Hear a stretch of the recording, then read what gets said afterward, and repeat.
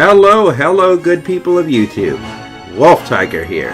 And on this fine Monday morning, it's time for another episode of The Things That Make You Go, the series that takes an editorial, and sometimes sarcastic, look at the realm of video games and technology.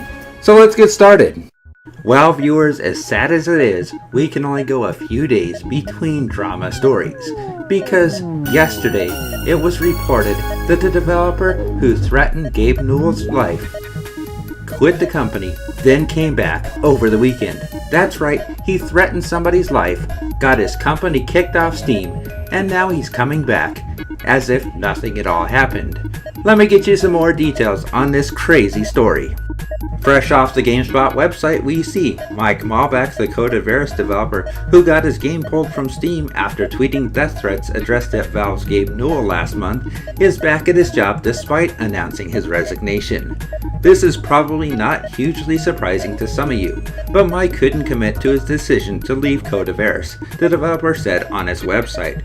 Co-founder Travis Finning publicly denounced his departure, and in the weeks following his official stepping down, Mike had second thoughts. Looking for a source of new income was extremely overwhelming, and when it finally came to put pen to paper, Mike and Travis agreed the best thing to do would be to have Mike return to Code Avarice. Code Avarice's game Paranormal Activity was initially highlighted on Steam's store segment featuring Halloween-themed games.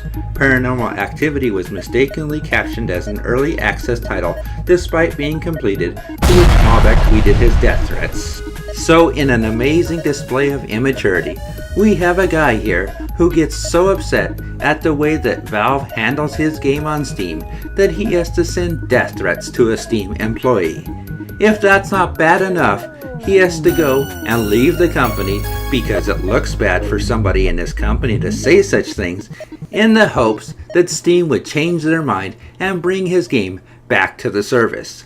Only it didn't work that way. Not with the kind of backlash that we saw from such remarks. No. So what happens now? He gets his job back. Does that look silly to you too? Sure, taking the game off of the Steam service might have been a bit harsh, but honestly, that first initial reaction with the death threats was much worse. I mean, honestly, who out there would want to work with somebody like that? Who would want to have dealings with a company that harbored such an individual? Nobody that I know of.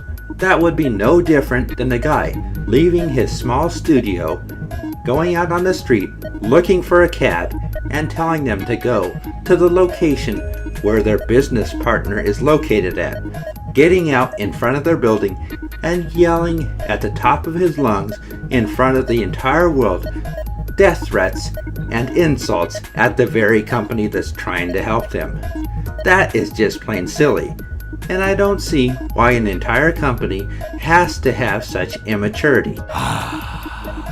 I mean, their best decision is to have the guy leave the company, quit, not be disciplined or fired, just in hopes that Valve would change their mind and bring them back on Steam? That's just plain silly, especially when you see, as soon as it didn't work, he comes back. It's painfully obvious that there was going to be no repercussions here, just a really bad display. I mean, come on, that's just plain sad. And this is one customer that's not going to buy into such displays. This company will not be seeing any of my money anytime soon, and hopefully a lot of other people out there feel the same way. As always, we'll keep our eyes open and see what happens next. That's all for now. Peace out.